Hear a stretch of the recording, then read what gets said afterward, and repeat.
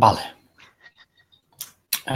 ئێستا لە لای سڵاو ڕێزم بۆ کاکە کاردوو هەیە بڕۆ خشەکەم وەک کاکە کاردوو داناوە کاکادۆ کاکادو خۆمان بەڵێ کاکاردوو خۆمان تۆزێوایشی لێ بکەم ستایلێ جوانە سڵاوتان لێبێ بەڕێزان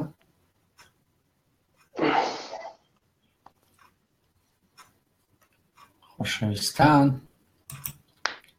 زانین پێچە کۆسیرکەم ماڵێ لە لای بە سڵاو ڕێز لە هەموو لایەک ئازیزان خۆشەویستان برادەران لەگەڵ کاکە شوانە پێمان خۆش بوو ئەم شەو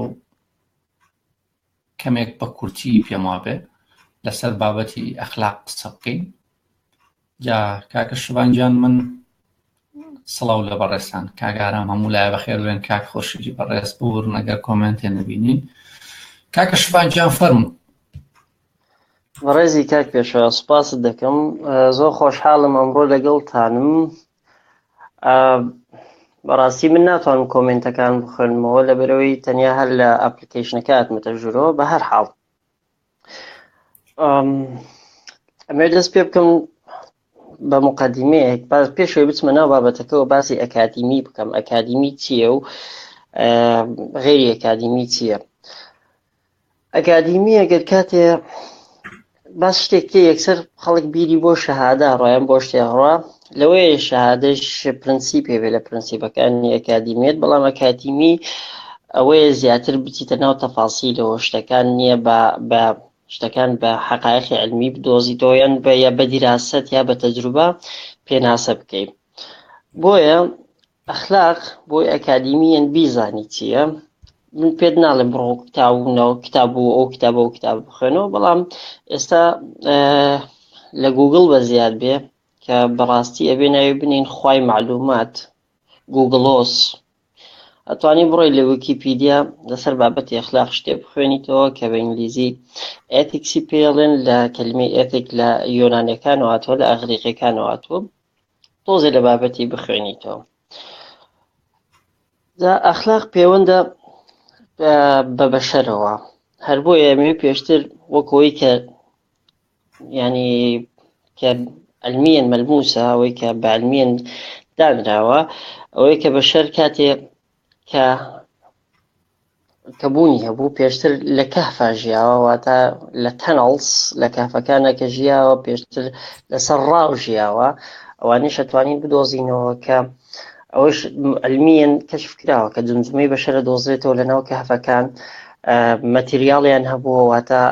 سلاح و شتیان هەبووە چەکیان هەبووە چەکی ڕاوکردنی بیدایی وەکو چۆن لەگەڵ جمجمەی نەیاندەرتالەکانە دۆزرایەوە و بەرحاڵ نامێزیات دواتر دوای کەهفیتر دوای بەشەر کە زەرعاتی دۆزیەوە ئیتر دوای زەرعاتەکە ڕۆشتە ناو ئەوە دێی دروست کرد دواتر لە دێیشەوە زیاد دوای دێش ئیتر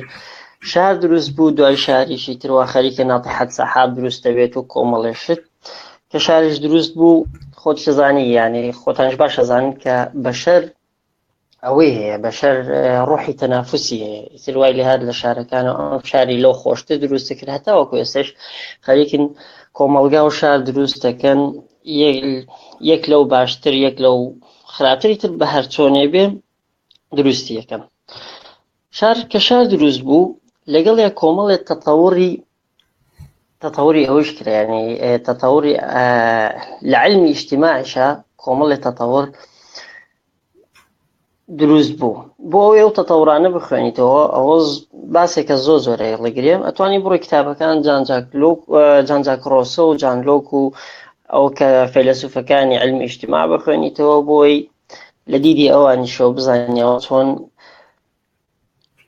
بەشەر و ئیجتیماع و علمی ئیجتیماعیان چۆن پۆلیان کردووە چۆن تەصنیفیان کردووە ئەتوانی ئەوە بخوێنیتەوە باشە ئێستا وتمان کۆمەڵگا دروست بوو لێرەیە کەلیمەی ئەخلاق کەلیمەی ئەخلاق چییە کەلیمەی ئەخلاق بە کوردیەکەی ینی بزەبت نازانم چی کەلیمەیەکە بەڵام کەلیمەی ئەخلاق پێن بە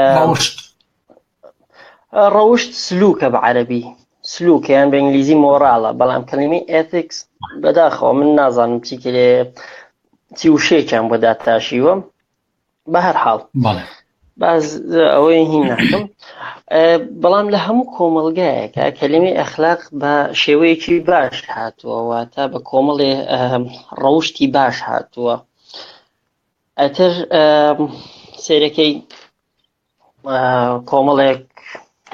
کەسەڵێ ئەڵێ ئەخلاقی جوانە،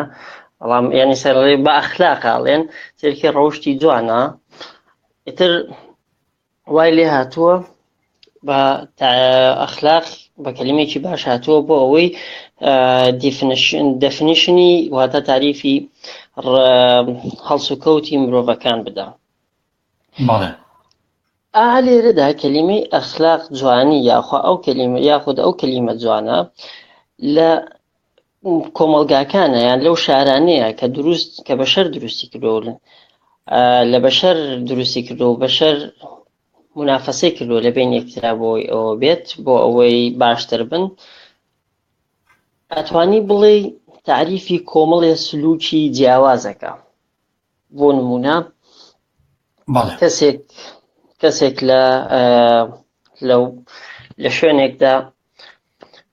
شوێنێکدا بۆ نمونە لە مجتەمەعی غەربیە کەسێک کە گەربێت و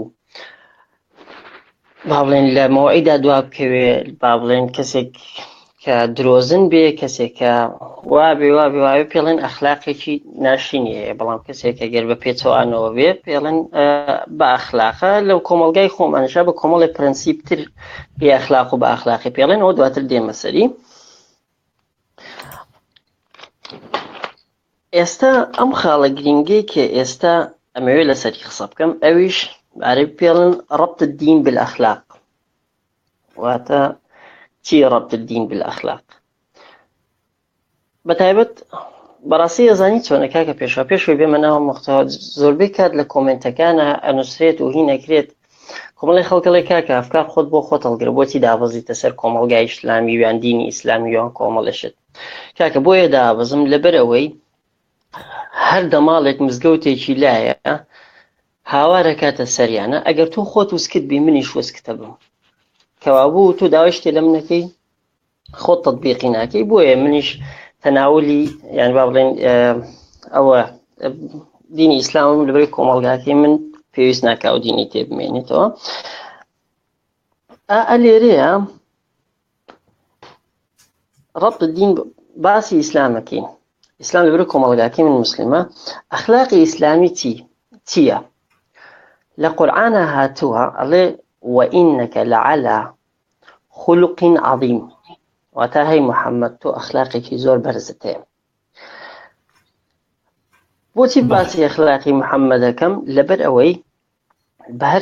هەرچی شێخی هەرچی مەلایەکێ ئەڵێ بۆی کەسێکی بە ئەخلاق بی بڕۆ سیرەی نەبەوی بخوێنەوە، سیرەی نەبەوی بخوێنەوە، ژیانی پێغەمبەر بخوێنەوە، ئەو کاتە فێری ئەخلاقە بی. تا من دوا بەدوای ئەوش باسی ئەوەکەن کە ئەو یەهودی لە مەدینە هاوسەی محەممەد بووە، هەموو ڕۆژێ ئینی فڕێداوەتە زڵی فڕێداوەتە ماڵ محەممەدەوە، دواتر کە نەخۆش بۆ محەممەد سەری لێداوە. ئەو شتانە ئەو ئەسڵی نییە، لە بەرەوەی لە فیلم ڕیسالەیە ئەیبینین حەمەدێتە مەدینە ئەوڵێ با لە ماڵ من بێ، ئەوڵێ با لە ماڵ من بێ، ئەڵێن نا من با حوشترەکەم لە کوێ دانیشت لەوێ مزگەوتێ دروستەکەمەوە بێتە ماڵم، کەوابوو مزماڵی ناو مزگەوتەکە بوو، هاوسەی یەهودی نەبوو. ئەو کاتێک کە وڵاتی ئێمەیان داگیر کرد، کە وڵاتەکەیان داگیر کرد، قەرارێک هات ئەنتوزبا ئەوە طبعا بني قريزيشان هروالي كر أم حكمي فيهم أن تسبى نساءهم وتقتل رجالهم وتأخذ أموالهم غنيمة. كل أنشر والك الأول لما تري بسره أبو كشتيان بو لبروي أخلاق وروشت وعادات وتقاليد وكومالشتي كالزور اللي قال يكتريا تيكلن ناتعني بتفاصيل أعلى صيتي بكي أمانة هوي لنا أوتي أخلاقي إسلامي بحتي عربي كاتي خوي لكومالي تيروكي دين إبراهيمي كانوا كومالي عادات وتقاليد عربات فيكو كلاون أعوى بك نسر بێنن بیکەنە ناو مجتەمەعەوە. ئەو کات لێرە باسی ئەخلاقی موسڵمانەکەین. کاک مەریوان هەڵەبجەیی، مامۆستا مەریوان هەڵەبجەیی لە شوێنێکە باسی جنیەوەکە، زۆر بە شێوەیەکی جوان باسی دەکا. ئینجا ئەو کەسێک کە پێ حەز دەکا زیاتر لەسەر ئەو بابەتە با بڕۆ سێر بەرنامەی خوداکان کە لەوەیە کە لەو حەڵقەیە نازان بزەبت کێ چەنە کە مامۆستا مەریوان باسیەکە. ئەخلاقی موسڵمان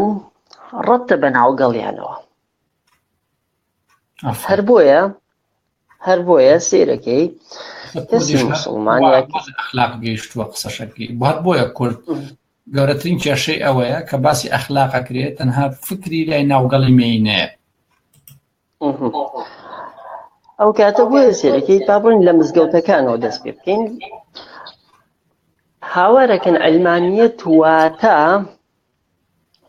بێئەخلاقی. بێئەخلاقیەتی ئەواتە چی بێئەخلاقی؟ لە بە مەفهومی ئەوان واتە هەبێ خوشک و دایکت بڕوا گاندا.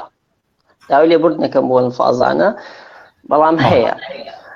هەر بۆیشە کە من ئێستا لە ئەوروپام پێشتر لە خۆمەوە دەست پێکەم. ڕاستەکە لە کوردستانیشا زۆر بە ئیمان نەبووم. بەهەرحاڵ ڕاستە یەکەم بووم لە حەفزی قورئانە و 15 جوزم لەبەر کرد و کۆمەڵە شتووانە، بەڵام دواتر ڕۆژ بە دوای ڕۆژ پێینەکەم دابەزی. ئەو مەفهومە لە عەقڵ منە هەبوو کە ئەوروپا بەڕەڵاییەکە دی بۆیە لە ئافرەت هەر هەمووی چاوەڕێی توێتی کە بڕۆی لەگەڵیا بخەوی بۆ لە بەروی مجتەمەعی ئەلمانیە. هەر بۆیشە ئێستا کە لێرم کۆمەڵی خەڵک کاتێک کە تەلەفۆنم بۆکەن کاتێک کە بوو بنووسن خۆشە بۆ خۆت بەرەڵای هەر ڕۆژی لەگەڵ کچێکە لەکە وان نییە. ئەوە غەڵەت کراوەتەینتان. بۆیە سێرەکەی جنێوەکان هەجارێک کاک مەریوان وتی بە ئەخلاقی مجتەمەعەکانەوە ڕەبتە. کاتێک کە جنێوێکە درێ لێرە لە مجتەمەعی ئەوروپی پێڵێ ئاسکی سەر، یان بە ئەڵمانی پێڵێن ئۆشک خۆیلە. ئەمە با بڵێن هینێکی ئەوەیە، با بڵێن مستەڵەحێکی مقاتعی بەباریایە، واتە ماستاوتی. ئەگە تۆ سێری بکەی یعنی ماستاوتێتی شتێکی زۆر ناشرینە، بەڵام لە بەروی مجتەمەعەکەی ئێرە ئەلمانیە ئەو شتە ناشرینەی کردوتە جوێن. بەڵام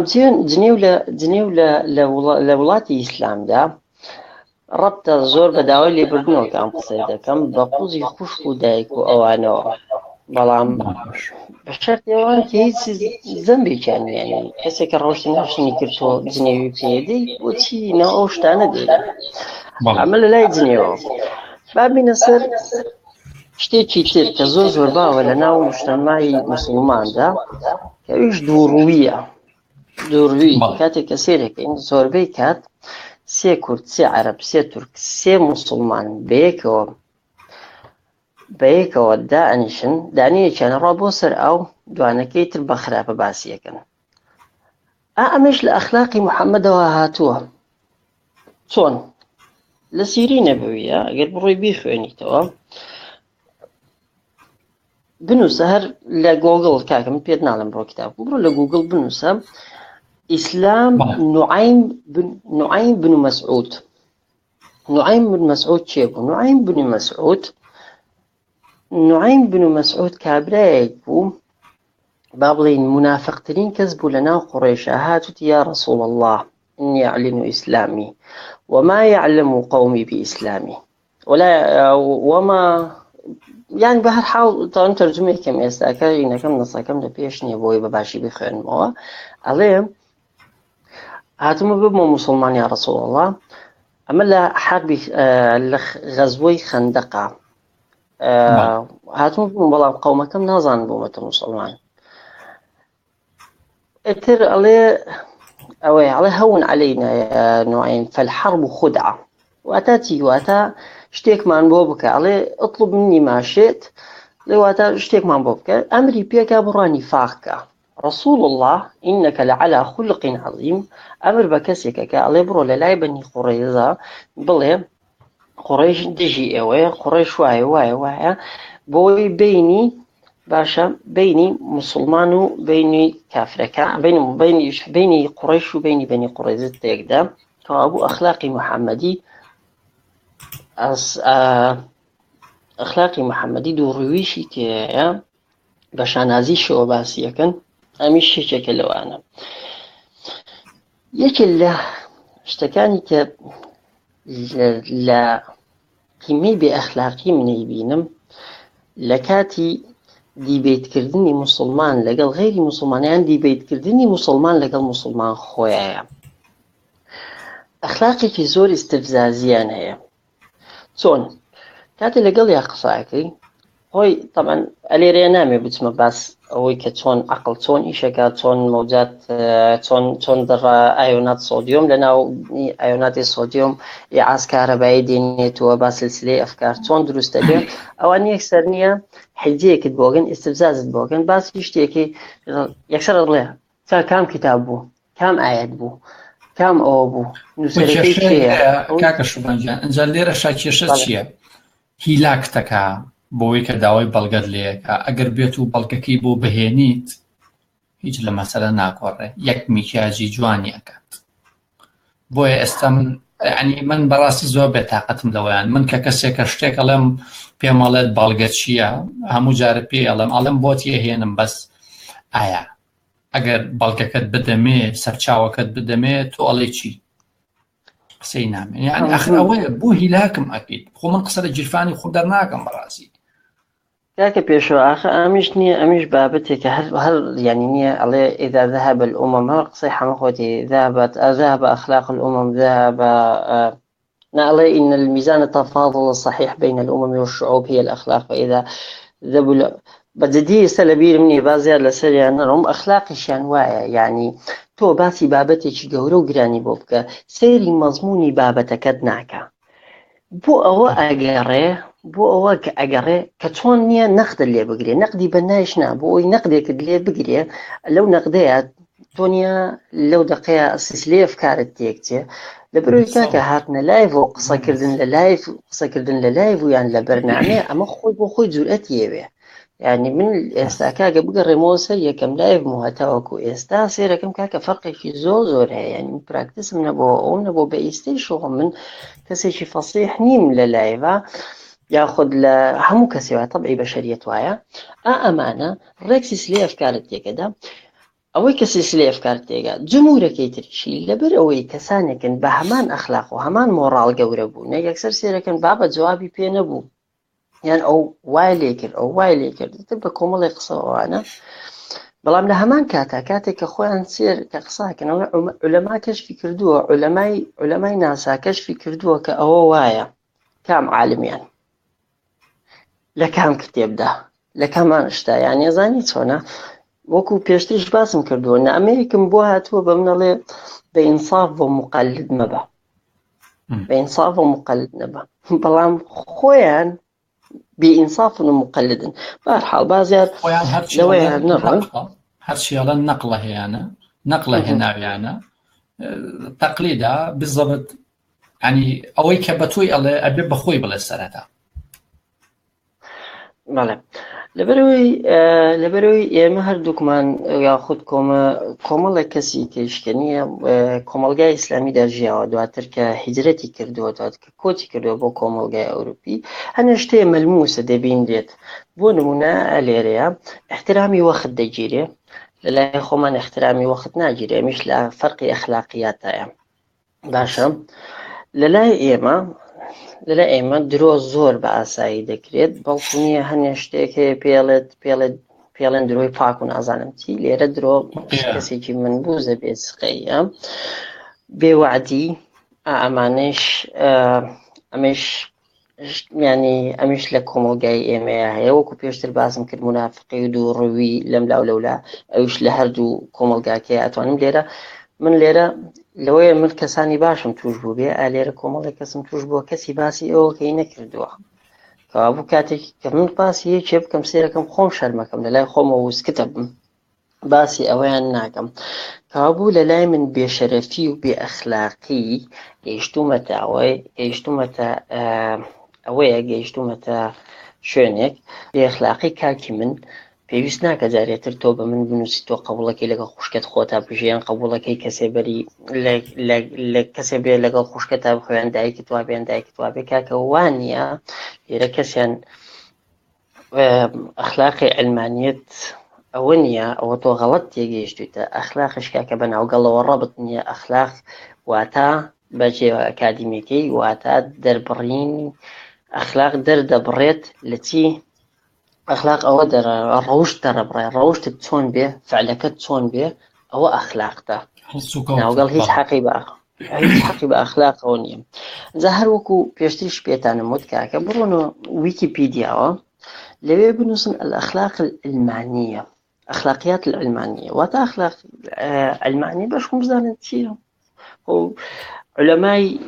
خۆتانش کە پێڵێن علەما هەرچەند من بە علەمایان نازانم لە بەرەوەی لەسەر ئەساسی مادەیش ناکەن لەسەر ئەساسی غەیری ئیشەکەن ئەوان اعترافیان بە ویکیپیدیا کردووە کاکە بڕۆن لە ویکیپیدیا بخوێن بزانە ئەفکار ئەڵێ چی ئەڵێ ئەفکار علمانية منظومة تأسست منظومة مبنية على أساس الإنسانية لسر أساس إنسانية أخلاقياتي علمانية لسر يعني سيكولاريزم لسر إنسانية تصون بتوانينيا بيك ورابط بي باشا بو بشرية بو بعجبوني بشرية لبروي بشرية درندية هو يعني درندترين حيوان بشرة أو شتيكي رونا بلام لێرە کە باسی ئینسانیەتەکە واتە باسی ئەخلاقی حەمیدەکە باخر باسی ئەخلاقی جوانەکە ئەتوانی ئەوش بخوێنیتە هیوادارم بخوێنەوە ئەو کاتە نییە فەرقێ لە بینی ئەخلاقی دینی و بالأخص ئەخلاقی ئیسلامی کە ڕەبتە بە ئینەکە لەعەلا خولق عەظیم ڕەبتە بەوەی کە خوا لە عاسمانەوە مارەی ژنت لێ ببڕێ ڕەبتە لەوەی کە تۆ باسی نیفاق بکەی ڕەبتە لەوەی کە تۆ گەورە بی ینی بڕۆی خەڵک بکوژی برا و باوک و کەس و هەمووی بکوژی دوای شەویش بڕۆی نییە وەکو ئەوە شەویش بڕۆی خۆشی اختصاب بکەی اینجا بڵێ وەڵایی زۆر بەڕەحمی باشە نەیهێشت شەو بگیرێ و چوو دڵی دایەوە شەو دوو لە ڕۆحازی چوو شەو گای سۆری وەکو ماریە قوبتی و ئەمانە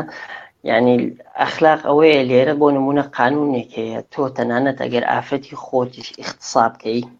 اختصاب نظام بكلي تي بي إلين أليرام هيني لسرا دزدريجي سكسي واتا كسي يا بقوة أوي كي يا بقوة سكسي لقلابكي يا وكو أوي كي يا وكو حاجتي للاد بيا أو حاجتي للاتا تو استغلالي كي بليان سكس من لكلاكيان أو حاجة نادمين أما لمجتمعات إسلامية بلكو بعكسوا محمد حديثي صحيحي شيء كأو آفرتي لقل بياوكي سكسي نكرت بياوكي بوي هيليدا وتعلن هيج عقوبيكني بو اختصاب بو أخلاقي اختصابي تشتيني لنا ديني إسلام ده أما طبعا زيادة القول بيته من ناتوانم هموي استاباسكم كاكشلوان إيش لكم نتزل دستواجي شو بدو زيتوا كل بيلن زوجي هو أما طبعا أما أم كومنتي أم بيعوبا بيني نسره برزك قالت کەسێک شتێک باسی ئەو شتە دەکا ئێوە ئەخلاقتان نییە بۆ باسی ئەخلاق دەکەن کاکە شوانگیان من پرسەکەم وەڵامێکی ئەم بەڕێزە بدەمەوە هەموو ئەوانەشی کە هاوشێوەی ئەم بەڕێزە وا دیارە کاک شوان پێم وایە بێ نزیکی بیسخولەکە باز لەو بابەتەکە ینی باز لە ئەخلاق کات و باز لە بە حەدیثێکی صحیح باسیەوەی کرد کە محەممەد مەسەڵی دەستدرێژی کۆمەڵێک بابەت ئەزانی چۆنە تۆ لە ئیسلامە کاتێککە ئیسلام ئەڵێت ئەچین بۆ فتوحات ئەچین بۆ داگیرکاری جیۆگرافیایەک تۆ لانیکەم ئەمە خۆی لوتکەی بێ ئەخلاقیە کاکی موسڵمانە بێت تێ بگەی لەمە کوشتنی هەموو ئەو مرۆڤانی کە نایەنە سەر ئایدۆلۆژیاکەی تۆ ئەبێ بیان کوشیت ئەمە خۆی لە خۆیدا گەورەترین بێ ئەخلاقیە و دوای ئەوە بێت ژنەکانیان مێینەکانیان ئەم ژن و ئەم کچ و ئەم خەڵکە جەرگ سوتاوە مێردی سەربڕاو بەدەستی موسڵمان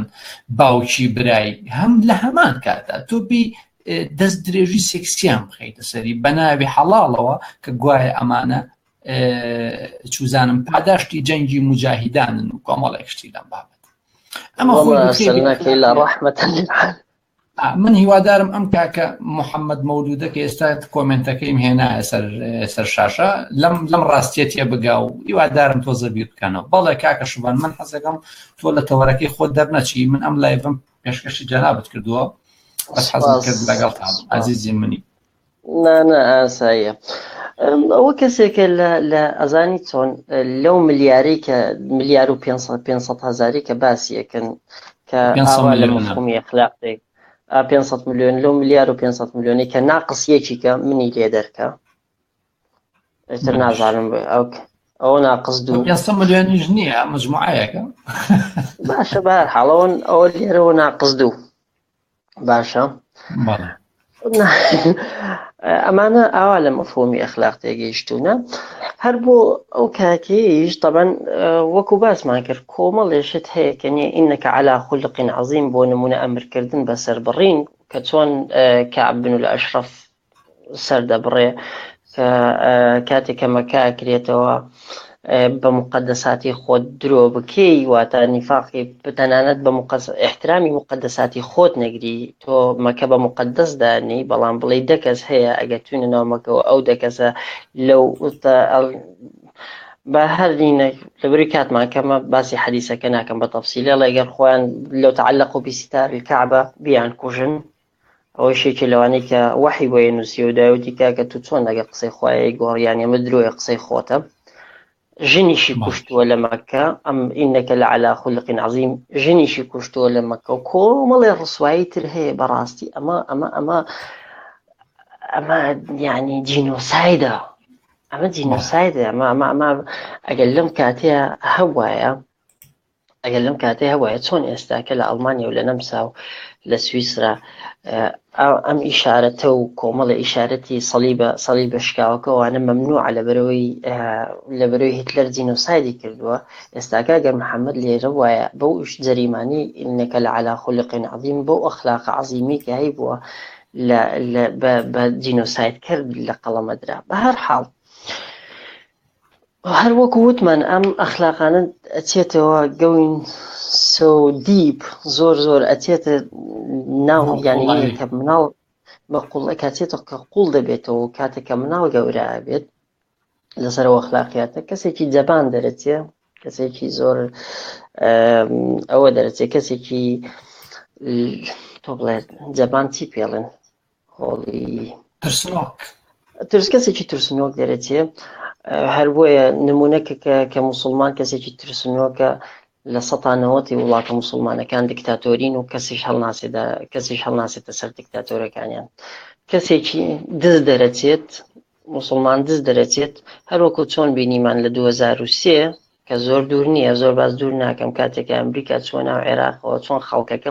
خەڵکەکە هەسا هەموو ممتلەکاتی هەموو هەرچی هین ئەوە هەیە گشتی دزی و فەرهودی کرد طبعا فەرهود بە عەرەبی ینی غەنیمەش محەممەد کردوێتیەوە شتێکیەوە نیەوە ئەخلاقی عەرەبی بوو باشە هەر بۆیە دواتر ئەوشی کە هات حوکمیانی کرد هەمووی لیان دزیەوە کەسی ئەوە سێرەکەی کاتێککە احترامی وەخت ناگرن کاتێک کە احترامی وەخت ناگرن بۆیە چی سێ دائیرەی وڵاتەکان شەرق لەوسەتەیە شەڕ لەسەر سڕا شەڕ گەندەڵیە خەڵک لاکوت لێدا ئەمە لە ئەخلاقی ئێرەدا ئەوەیان نییە سێرەکەی وەکوتم سێ کەس دانیشتووە دانێکیانە تێ بۆ سەرا ئەو دوانەکەی تر باسی ئەوەکەن باسی خراپەکان یەکەن لە بەیانیەوە تێوارە دانیشە وەسف کەسێ بکە بۆی ناگەینەوە بەڵام یە قسەیەکی پێ بڵێنی غەڵەتیش نەبێ کۆڵین لێ ڕێکە ڕۆن پێگەینەوە بەشم دوان بدەنە شەڕەوە کۆمەڵێشت کە نییە وای لێیان کردووە هەر بۆیە سێرەکەی وەکو نەتیجەی تعریفی ئەخلاقی شەرقی و ئیسلامی کۆمەڵێ وڵاتە وەکو سعودیا و ئێران و عێراق و لوبناان هەرچەنە نیواو نیوە لوبناان سووریا و ئیتر چۆن وڵاتی باشم پێ بڵێ لە هینا هەبێ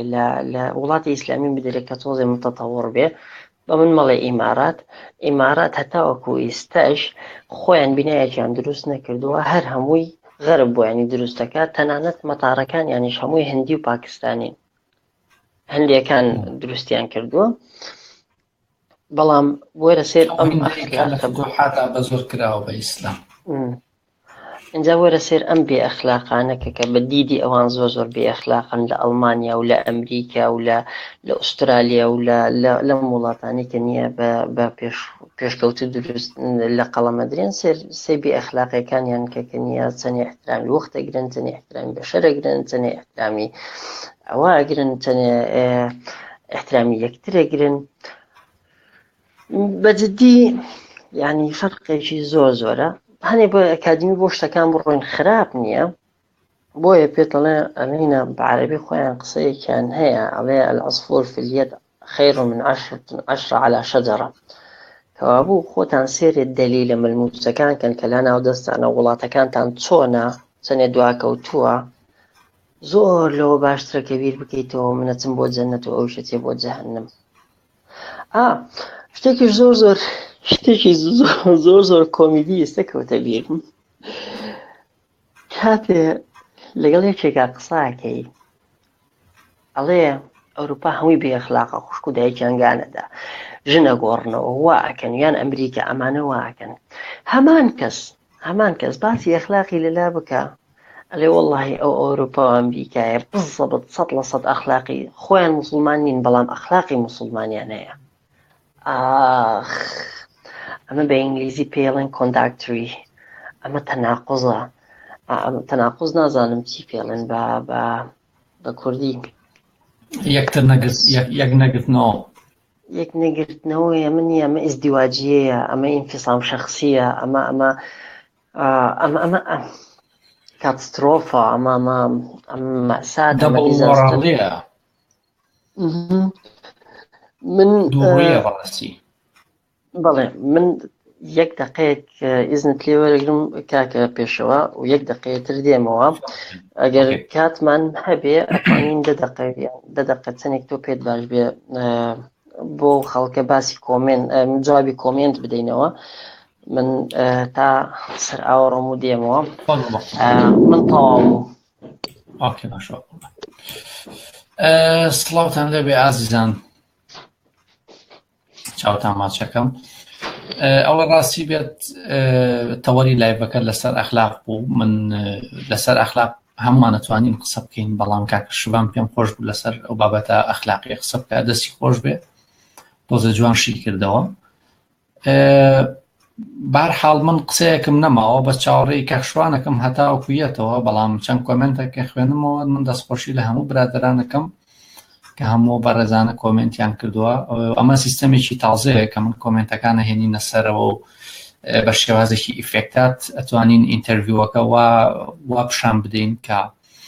هەم چێژێکی هەبێ هەم ئەو بەڕێزانش جوانترین کۆمنت بخوێنن کە یێتە سەر شاشە بەڵام بەداخەوە کەسانێکی بەڕاستی عەقڵ دۆگما کرا و لە خوارەوە گوێنە دەن من تەحەداکەم ئەگەر لەناو ئەم لایڤی ئێمەتە گوێنێکی تێدا بوو بێ ئەمڕۆکە ئێمە قسەی لەسەرەکەین نەخێر دڵنیام کام لایڤە ڕیکۆردی ژەمێنێتەوە گوێنێکی تێدا نەبوو بەزەم هەموو گوێنە نازانم بۆ یعنی تۆ ئەبێ هەوڵ بدەی خۆت بگونجێنی لەگەڵ ئەم سروشتەدا خێر بێتەوە کاکشوانجان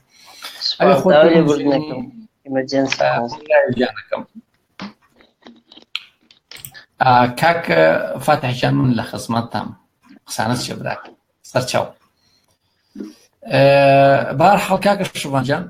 من شتێکی وام نییە بەڕاستی پێم خۆش بوو هەر جەنابەت لەسەر ئەو بابەتە قسە بکەیت و قسەشت کرد و ئەگەر شتێکت ماوە بە کورتی و بۆ کە لایڤەکە من تەواو بووم تر پێم باش بوو تۆش شتێ بڵێیت و کە توش شتێکت نییە کێشەم مسلمانێک پێم وا بێ مسلمانێک نووسیوێتی ئەڵێ جوێنێکی داوە با هەر جوێنەکەی بینە سەر شاشە خەڵک خۆی بخوێنێتەوە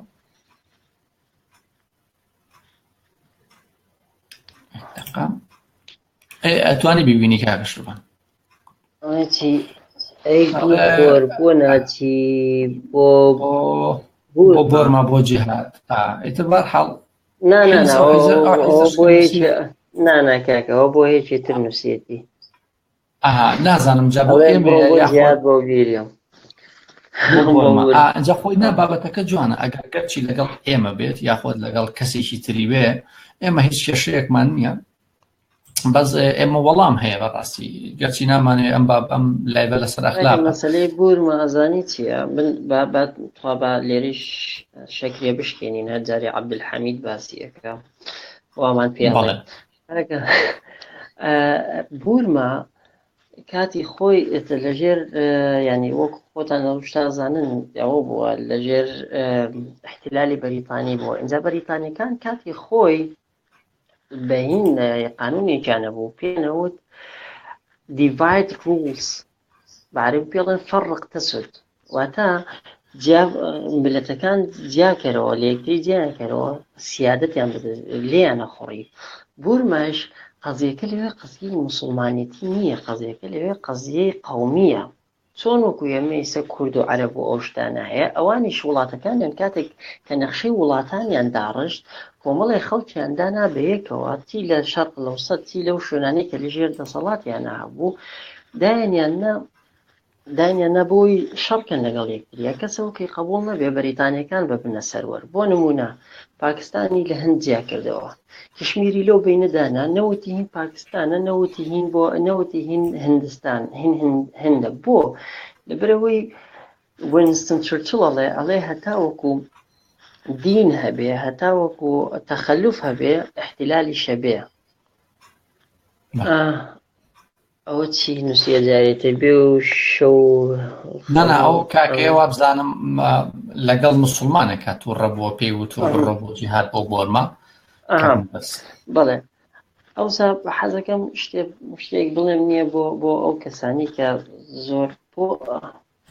قیمەی بێ ئەخلاقیەوەیە کەس مەلاکان هەمووی کۆبوون بۆ بورما بەئیستیش و لەم بێڕاتبیەوە خەریکن کۆمەک کۆکنەوە ئەینێرن بۆ بورما بەڵام لە کاتی بەڵام ئاوەرەکان کە لە شنگالەوە هاتن کوردیشن بەڵام بەبرەوەی موسڵمان نین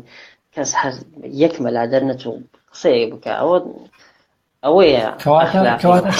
شتێک نییە ئەخلاقێکی مرۆڤایەتی ویژدانی نییە لە ناو ئیسلامدا ئەخلاقی مرۆڤایەتی و ویژدانی ئیسلام بۆ خودی ئیسلامە مسلمان بۆ مسلمان ئەزانی چۆن بورمایان لێمان کردوتە شت و ئەوانە کاکە هەشت لە عاسیمەی بورما کە نییە کە بوزین کە زۆرینیان موسڵمان نین هەشت مزگەوتی هەرە گەورە هەیە ئەوان ئەگەر بێت و مشکلیان لەگەڵ موسڵمانە هەبێ ناچن لە ناو عەرزی موسڵمانە شەڕکەن ئەوان ئەو هەشت مزگەوتی کە زۆر هەرە گەورن لە ناو عاسیمەی بورمای ئەوە تەختەکەن یەکەم جا بەڵام شتەکە قەومیە ئەو مەساحە جوگرافیایی کە لەوێ ئەو خەڵکە دانیشتوونە چۆن ئێستا کورد دەیەوێت جیابێتەوە لە عێراق و لە تورکیا و لە سووریا ئەوانیش یانەوێت جیابنەوە شتەکە لەوێ شتی ئەرقیە هیچ دینیەکی تێنی هیچ شتێکی دینی نییە بەڵام ئەوەی یعنی کە زۆر باوە ئەوەی شتێکە لە ئەخلاقیاتی موسڵمان کە تەقە لە تاریکیەکەن باشە کۆمەڵی خەڵک ئیستیغلالیانەکە چی مەلابەتی خەلیفە بێجێتی بێ ئەو دواکەی تریش وەکو مەڕ دوای قەڵەباڵەکێکە کەوتونە ئەوە نییە حەزم کرد باش بوو لێرە باسی بۆ ڕوونکردنەوەی زۆر باشە کاکە شوبانگیان زۆر سپاس هاوڕێیانی بەڕێز زۆر سپاس بۆ ئامادەبوونتان وا دیارە نزیکی 200 کەس سەیرێ کردین دەستان خۆش بێ شتێکت نەماوە لایڤەکە داخێنەوە کاتێکی خۆش بۆ هەموو لایەک دەسەوە کەسانە خۆش بکە یەکەم جا جنێویان پێماندا و ئەو کەسانیشی کە پشگیریمان کردووە هەر کەس و تعریف لە ڕەوشتی خۆیەکە هەر خۆش بن کاتێکی ئارام بۆ بەڕێستان شەو شاد سپاس کاک پادێشان